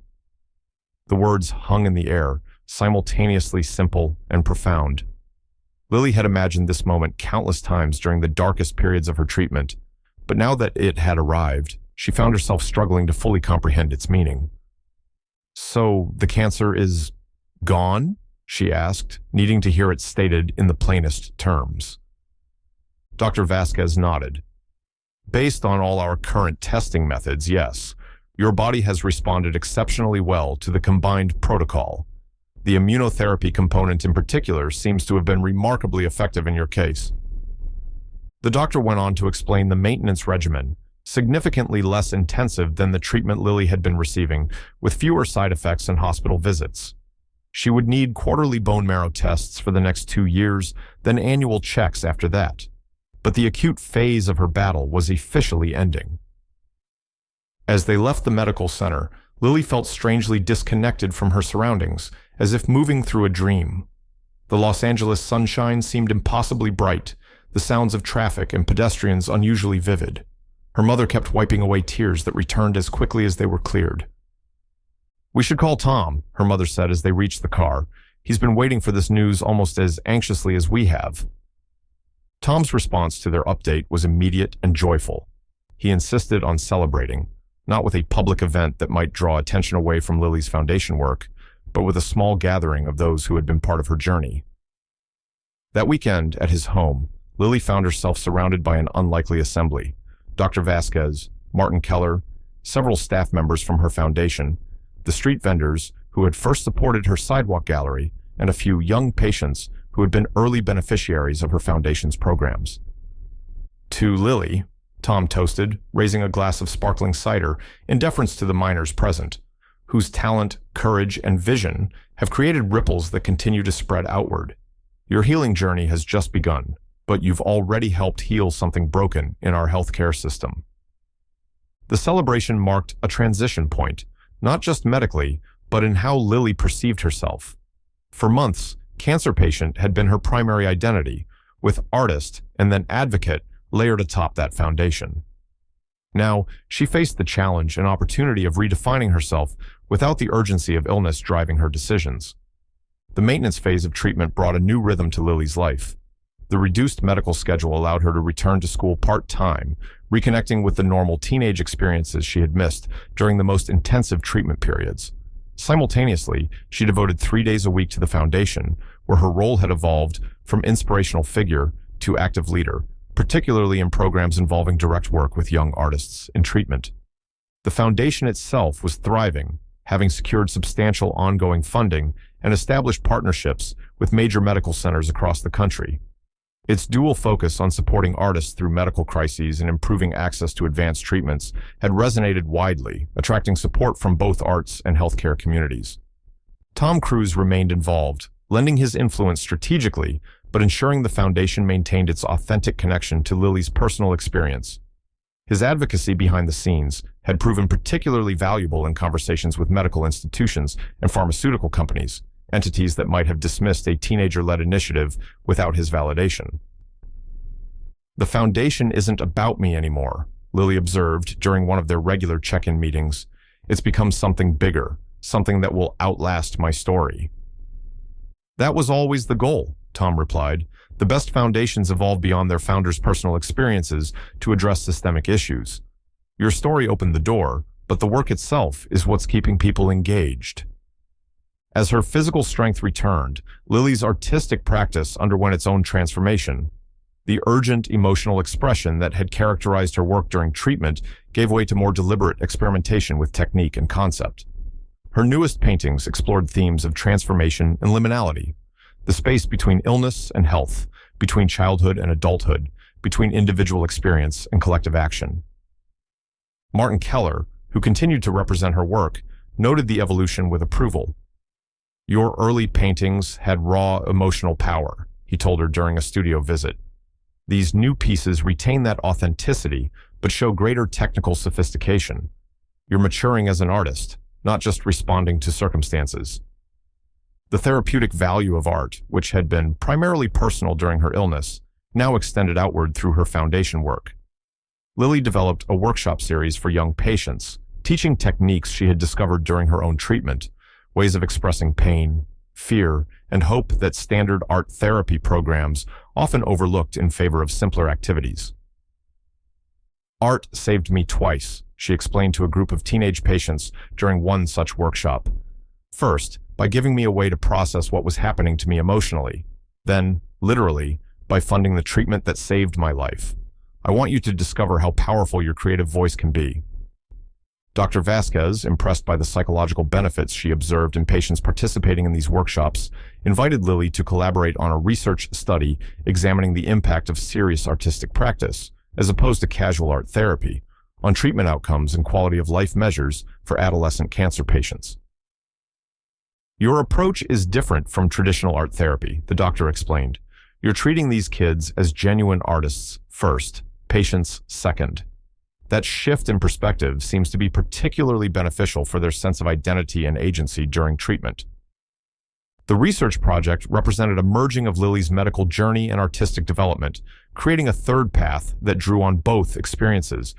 This integration of her multiple identities, patient, artist, advocate, now researcher, helped to resolve the dissonance she had felt since receiving the news of her remission.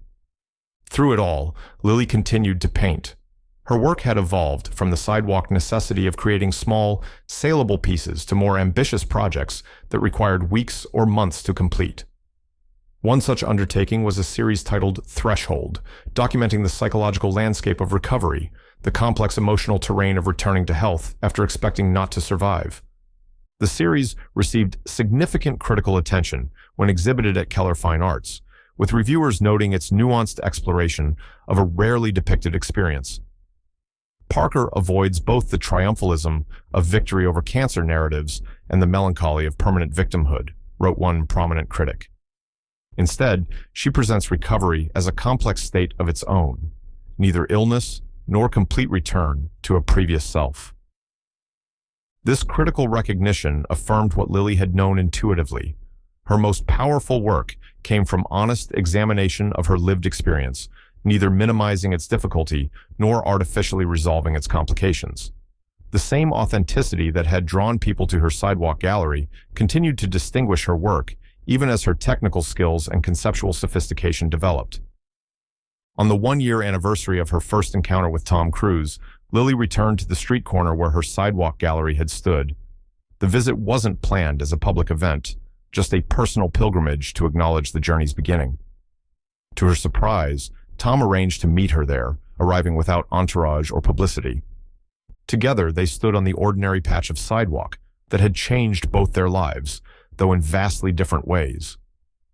"Does it look different to you now?" Tom asked, as they surveyed the busy street corner, now occupied by a vendor selling handmade jewelry. "Smaller," Lily replied after a moment's reflection, less desperate, but also more meaningful, knowing what started here. They walked the block together, talking about the Foundation's upcoming initiatives and Lily's latest artistic projects. No passers-by recognized them, Tom in his understated baseball cap and sunglasses, Lily now healthy enough to blend in with any group of teenagers, allowing a rare moment of public anonymity for them both. "The best part of healing," Lily observed as they completed their circuit of the block, "isn't just the physical recovery. It's having the mental space to think beyond survival, to create without desperation driving every brushstroke." Tom nodded in understanding. "That's the journey most people never see, the internal one that continues long after the medical crisis ends. Maybe that's your next series of paintings." And Lily realized he was right. Her healing journey, though medically successful, was far from complete. The psychological transition from patient to survivor, the integration of her illness experience into her evolving identity, the challenge of creating meaning from what could have been merely suffering. These were territories still being mapped, landscapes still taking shape in her mind and on her canvases.